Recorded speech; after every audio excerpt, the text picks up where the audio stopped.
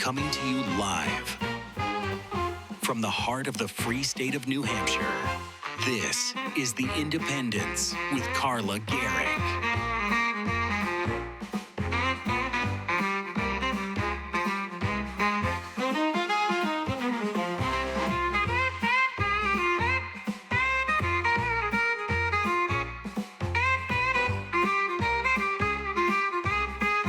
And now, here's your host, Carla Garrick.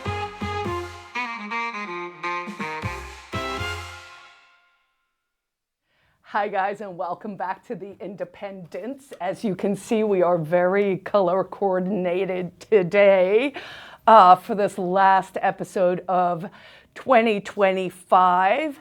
As we head into this holiday season, I am, of course, wishing all of you all the best for the rest of the year.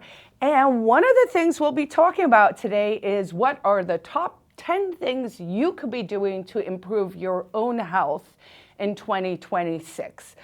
But before we get to that, I did want to wrap up what we started last week, where we talked about New Hampshire property taxes.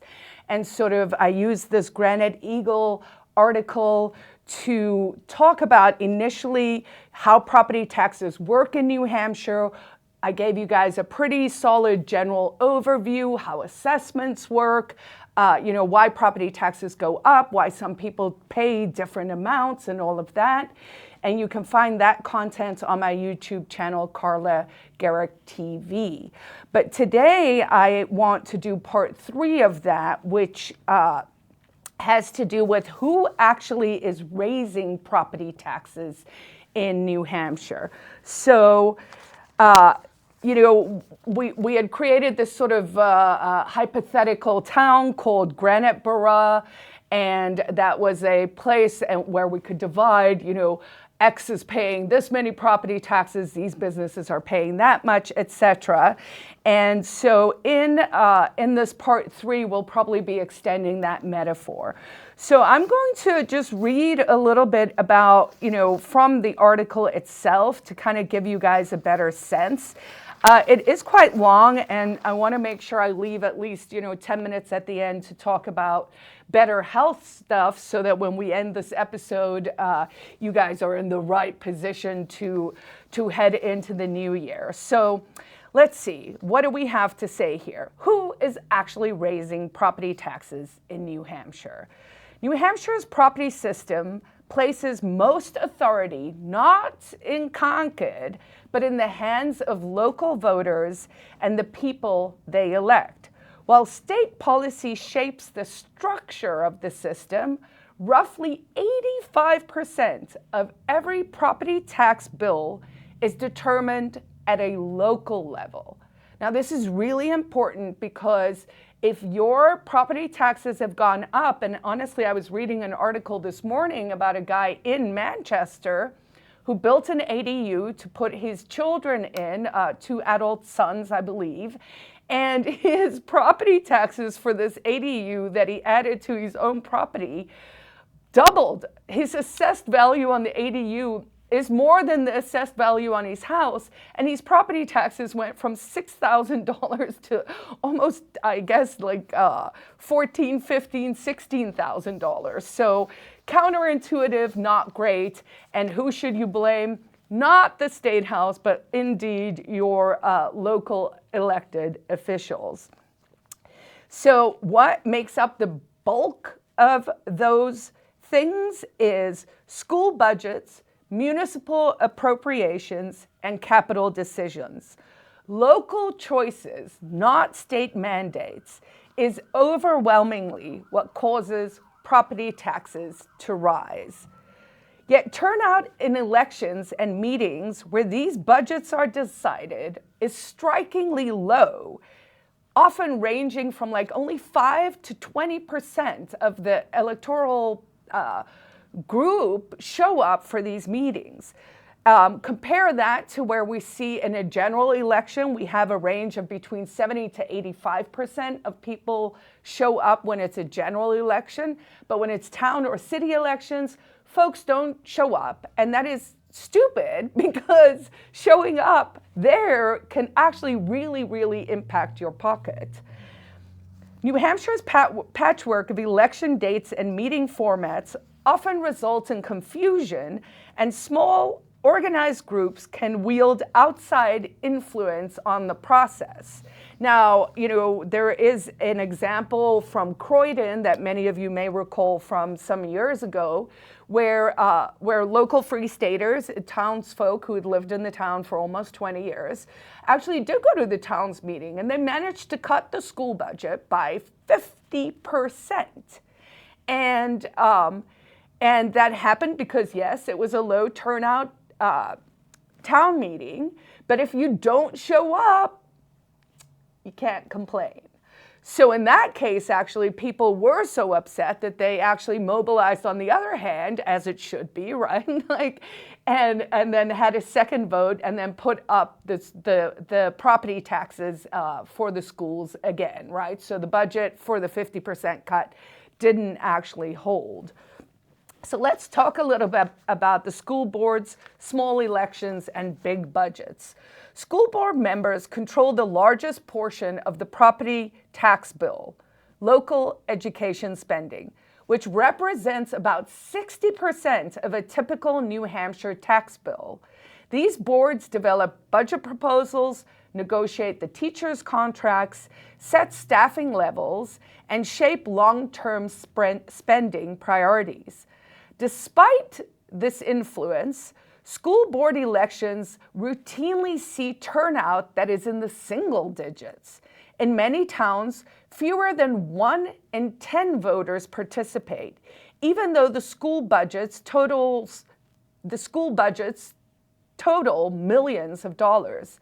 This leads to very surprising election results, as even in very conservative or spend-conscious towns, big spenders often get elected to the school board. So what are you guys hearing? If you want to keep your property taxes low, you got to show up to the school board elections. Traditional town hall meetings with direct democracy with extremely low turnout. Traditional town meetings remain the purest form of direct democracy. Voters gather in a single room, debate spending line by line, and adopt a final budget by majority vote. Though classical in spirit, attendance is often extremely low, sometimes under 5% of eligible voters. Most towns in the state do not actually have a venue that could accommodate this method if most of the voters chose to participate as they're entitled to. That is to say, they do not have a venue that could hold even 50% of their voters. This format gives disproportionate influence to the most motivated and organized attendees. A small group present for one evening for 3 to 5 hours can approve or reject spending that will later appear on every single property tax bill in town. All right, so what are SB2 towns? You may have heard that term. And so they're SB2 towns, which I'm going to explain in a second, and school districts. This is where we have ballot voting, but with a crucial gatekeeper.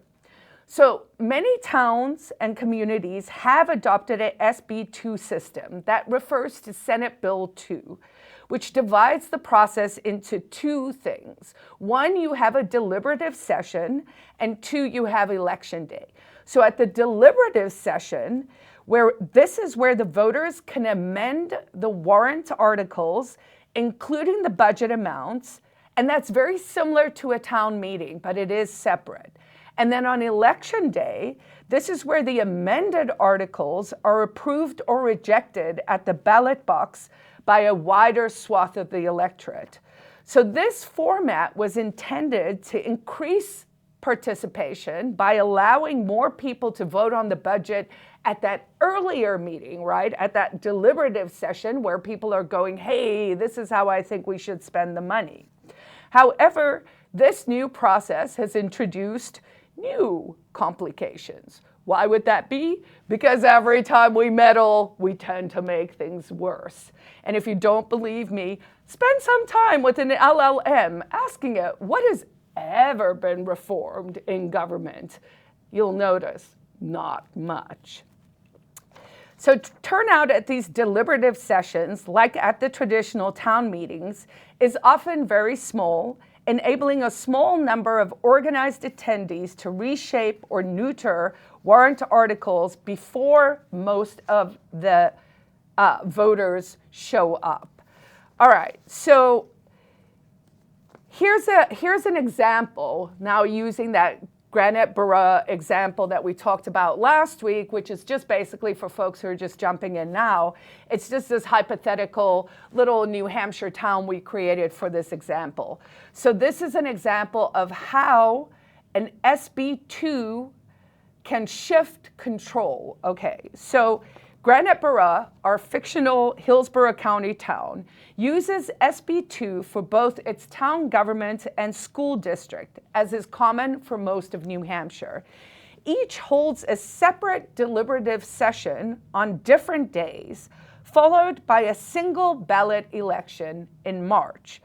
This year, some Granite Borough voters were tired of the ever-increasing property tax bill, so they collected 25 signatures and submitted a school tax cap warrant article proposing to limit annual school spending increases to 5% a year, aiming to slow tax growth while preserving reasonable flexibility. I mean, 5% is actually a pretty big window, right? It's at least maybe on par with inflation.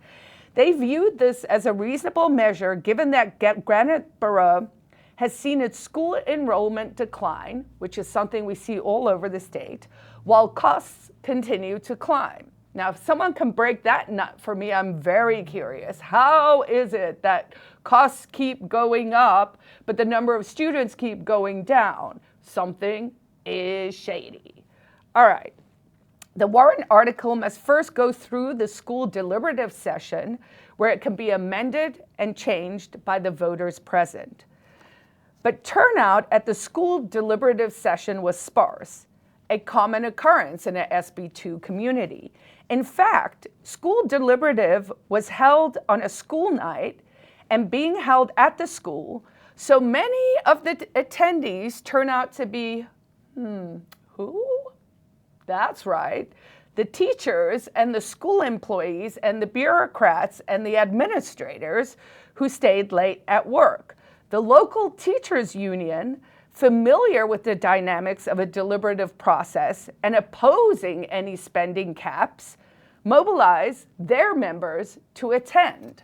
And it makes perfect sense, right? Like that is a conflict of interest, of course. They shouldn't even be allowed to vote, right?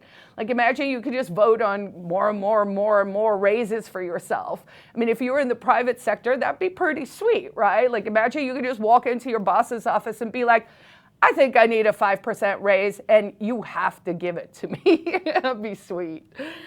All right, so they mobilized their members. With less than 40 voters in the room, the union can successfully amend the 5% cap to 50% per year, a change that is technically allowed under the SB2 scope rules because it pertains to this already annual spending cap, right? So let's say that the taxpayers were like, yo, let's cap it at 5%. Teachers stay after work. They're like, hey, no one's here. We can amend this warrant. Let's make it 50%, not 5%, so we can, raise our budget significantly. This amendment completely hollows out the intent of the original warrant article, and when the 50% cap appears on the ballot in March, voters rejected it overwhelmingly. But the version they rejected was not the version that the residents actually submitted. So Granite Borough experiences show clearly how a small group can use the SB2, Senate Bill 2, deliberative mechanisms to alter or undermine tax control efforts before the wider public votes. This pattern happens all the time in New Hampshire, with tax cap proposals, spending limits, and transparency measures altered significantly at that deliberative session, sometimes with the explicit aim of causing them to fail at the ballot. All right, so then in the cities, something different happens. So in cities, we have concentrated decision-making in the hands of officials.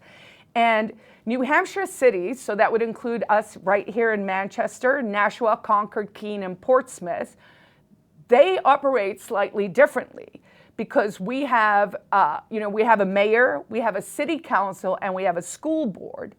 So the city council in cities adopt the municipal budgets, whereas the school boards adopt their own budgets subject to the funding through the city tax rate. Although turnout for city elections is higher than usually we see at the SB2 deliberative sessions, participation is still well below state level elections. And usually we'll see like a rate of about 15 to 25%. So this dynamic remains the same. A relatively small number of participants drive decisions affecting most residents' tax bills. They do typically have a higher turnout than in SB2 towns, but even Claremont saw a 9% turnout at its latest school board election. So a patchwork of systems, this patchwork of system is probably pretty confusing to voters, right? So unlike many other states, New Hampshire's local election system is not uniform. I don't know if that's the worst. I kind of like the fact that New Hampshire is like a little unique and every town's a little different, but we are seeing some tension between home rule and state house and like sort of who can bear, or I was going to say bear the cudgel, but I don't think that's the right verb. So this patchwork of systems with the towns and the school districts, they can basically adopt one of like, I don't know, 1 to like 8 different ways, right? So they can have a traditional town meeting. They can be an SB2 for a town. They can be an SB2 for a school district. They can actually be both at once. They can be neither at once. There's March ballot voting. There's April or May school meetings. There's September city elections here in Manchester and the other cities we have. And then there's a mixed date schedule. So if you're as confused as I am right now, it's okay. This patchwork is part of the problem. This creates genuine voter confusion. So because voters don't know when the budget is going to be decided on. Should I be showing up at the deliberative session? Am I supposed to write the warrant articles? Like what am I doing, right? Voters don't know which meeting controls which portion of the spending, whether their town uses in-person meetings or this SB2 formality, what budgets can be amended at the deliberative session, or what else is happening on different days. This results in low engagement in the very events that determine your tax bill. And we all got our tax bill and we all know it went up. All right. So who raises property taxes? The answer is local voters, or the real answer is whoever shows up. So what am I telling you? I am telling you, if you want to control your property taxes here in New Hampshire, you have to wrangle the system. You got to figure out how it works, and you have to show up. I'm going to conclude this part with this, and then we're going to switch to the top 10 things for better health in 2026. So the people who raise your taxes are voters attending town meetings, residents at SB2 deliberative sessions, small electorates in school board elections, and city councils and school boards setting budgets in municipal governments. These bodies directly control about 85% of your property taxes, which is driven by local spending. So if you want a greater influence on your property taxes, you have to show up. And since it is the end of the year and I want to put everyone on the right path for 2026, let me tell you, your health will improve if you show up for yourself. So, what are the top 10 things you could be doing heading into the new year? You could start today, you could start tomorrow, or if you want a fresh start and you want to wait till that January 1st thing to get started, do it. I quit drinking on Boxing Day, December 26, 2017, because I just realized I'm done, and then I set my mind. So you can do it anytime, but if you need a little bit of lead time, here are the things you should be thinking for 2026. First of all, sleep like it's your job. If you do nothing else for 2026, fix your sleep. You should be getting 7 to 9 hours of consistent bedtime in a dark room. Don't have your device next to your phone. Don't do doom scrolling. Make sure you're adjusting the light on your screen. Sleep is the #1 upstream regulator of your hormones, of your immune function, of your mood, and your metabolism. Everything works better when you sleep well. 2, build muscle, especially if you're like me, you're getting old and gray. Muscle is medicine. Strength training should be done 2 to 4 times a week. I really lag on this. I mean, I'm trying to go once a week, but candidly, if I'm honest, I really sucked at that this year. So this is going to be one for me for next year. Why should we be building muscle? Because muscle improves your insulin sensitivity, bone density, your balance, your cognition, and your longevity. So there you go. 3, walk every day outside. Preferably outside. I mean, if you can only do the treadmill or the standing desk, okay. This is not your workout. This is walking. 45 to 60 minutes lowers your blood sugar, improves your mood, it aids digestion, it regulates your nervous system, and you get bonus points if you're out actually not just doing a little urban hike, but out in the forests, in the mountains, on uneven terrain, forest bathing, and silence. 4, eat real food with fewer ingredients. Stop eating the crap in the stores. Ultra-processed food is a modern disease vector. Prioritize whole foods, meat, eggs, fish, vegetables, fruit, use healthy fats. If it comes in a crinkly bag with a paragraph of ingredients, it's not helping you. 5, stabilize your blood sugar. Spikes cause inflation, fatigue, and cravings. Protein first, fewer refined carbs, no liquid sugar. Can the cans, man, don't do the soda. Walk after meals. This single focus improves your energy, weight, mood, and hormones. 6, radically reduce your alcohol or quit it if you can. Alcohol is a neurotoxin. It's not a personality. Even moderate drinking disrupts your sleep, disrupts your mental health, and is a cancer risk. One of the highest returns on investment that you could do for your health is to quit alcohol. And it's not that hard. And if anyone is interested in that journey, there's a lot of content on my website, carlagerrick.com. Reach out to me directly. I'd be happy to talk to you about it.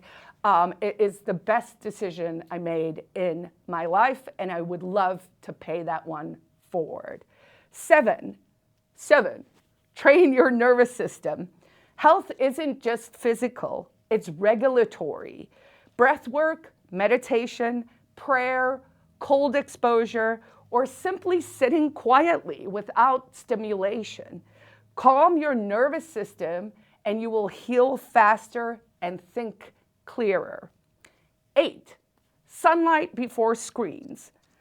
Morning sunlight sets your circadian rhythm. Yes, I know that means you have to get up before the sun rises, but it is actually really good for you. 10 to 20 minutes outside early in the day will improve your quality of sleep, your mood, and your metabolic health. Glass windows, sadly, especially now during the winter, don't count. You actually have to get out. So maybe combine your sunlight with your walking, right? And honestly, they found out that most of our mitochondria is actually in our eyes, and it's really important to get that sunlight into your body through your eyes. Last two, and then we'll be done. Nine. Limit toxic inputs that mean that both digital and chemical. Health isn't only about what you add, so adding exercise and all of that, it's also about what you remove. So reduce constant notifications, switch it off. One of the best decisions I made in my life too. Eliminate things like seed oils, endocrine disrupting plastics, stress porn disguised as news. Just get rid of the things that are making you anxious. All right, and then 10, last but not least, cultivate meaningful connections. So loneliness is actually as deadly as smoking. So strong relationships improve your immune function, your mental health, and your lifespan. Talk to people, listen, touch grass together, and eat meals with each other. So those are my top 10 recommendations for better health in 2026.